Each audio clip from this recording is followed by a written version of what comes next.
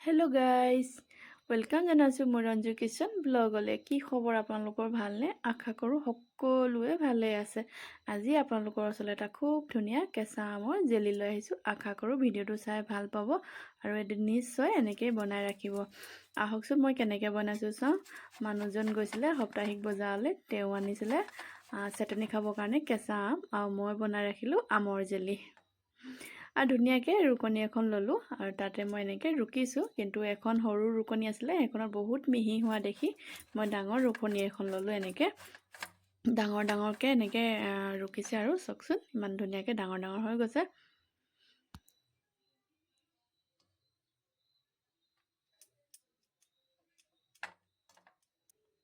আৰু এইফালে গোটেইখিনি মোৰ ৰুকি হৈ গ'ল গাইজ। আমকেইটা ইমান কেঁচা নাছিলে, মাজে মাজে অকণমান পকা আছিলে। আৰু মই 5টামানহে লৈছিলোঁ গাইজ, কিন্তু পিছত দেখিলোঁ কম হোৱা কাৰণে আৰু কেইটামান বনালোঁ, মই ৰুকি দিলোঁ এনেকৈ। আৰু সাপ্তাহিক বজাৰত গৈছিলে মানুহজনে আৰু ধুনীয়াকৈ অলপ ফল মূলো আনিলে। ইয়াৰ যিহেতু শ্বিলঙৰে এইবিলাক লোকেল ফল মূল হয়, এইখিনি লিচি হয়, চাওকচোন একেবাৰে লোকেল। আৰু গাইজ এতিয়াও ইয়াত কেঁচা আম আৰু লিচি এইবিলাক ওলাই আছে। আৰু তো এইবোৰ আনাৰস জানেই আপোনালোকে, শ্বিলঙত ইমান বেছিকৈ আনাৰস হয়। ধুনীয়াকৈ ফল মূলখিনি মই পলিথিনৰ পৰা উলিয়াই থৈছোঁ। পলিথিনত থাকিলে বেয়া হৈ যাব ন, আৰু ধুবও লাগিব ভালকৈ, সেইকাৰণে মই উলিয়াই লৈছোঁ একেবাৰে। আৰু এই নাচপতিও এয়া লোকেলে হয়। আম কিন্তু নাজানো দেই গাইজ, আমকেইটা দেখি লগা নাই লোকেল নিচিনা। ধুনীয়াকৈ ফল মূলখিনি মোৰ উলিয়াই হৈ গ'ল আৰু এতিয়া ধুব লাগিব। আৰু এফালে ফল মূলখিনি ছাইড কৰি ল'লোঁ, এফালে আমখিনি জেলি বনাবলৈ ল'লোঁ। তাৰ কাৰণে অকণমান ৰিফাইন দিলোঁ আৰু কেইটামান পাঁচফোৰণ দিলোঁ। আৰু এতিয়া মই ৰুকি লোৱা আমখিনি এনেকৈ মই কেৰাহীখনত ঢালি দিলোঁ। আৰু একেবাৰে ইজি হয়, খাবলৈ বহুত ভাল লাগে গাইজ। আপোনালোকে এনেকৈ বনাই ৰাখিবচোন, 10-15 দিনৰ কাৰণে একদম ধুনীয়া হৈ থাকিব। আৰু ল'ৰা ছোৱালী স্কুলৰ টিফিনৰ কাৰণেও বৰ ভাল হ'ব দিবলৈ।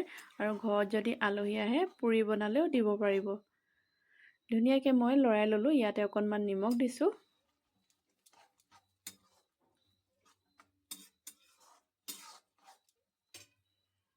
নিমখ অকণমান দিলোঁ। তাৰপিছত এতিয়া মই দিম চেনি। আৰু আমকেইটাও মিঠাই আছিলে গাইজ, টেঙা নাছিলে। মানুহজনে চাটনি খাব আনিলে কি হ'ব, মিঠাই আছিলে।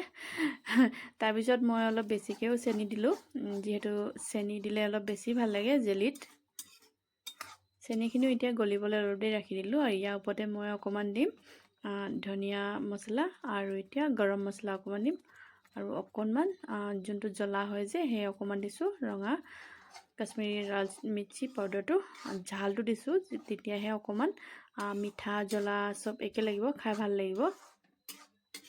আৰু অলপ দেৰি মই কেৰাহীত ৰাখি থ'ম, যিহেতু অলপ দেৰি আৰু লাগি ধৰিব লাগিব। আৰু ইয়াত দেখিছেনে চেনিখিনিৰ কাৰণে একদম ধুনীয়াকৈ আঠা নিচিনা এটা জেল ওলাইছে।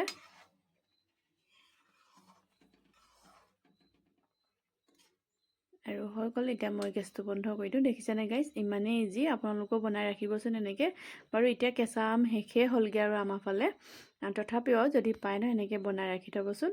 আৰু এইফালে মই এটা চিচা বটল লৈছোঁ, কিন্তু চিচা বটলটো ডাঙৰে হৈছে, তথাপিও উপায় নাই, আমকেইটা একেবাৰে কমেই ওলালে।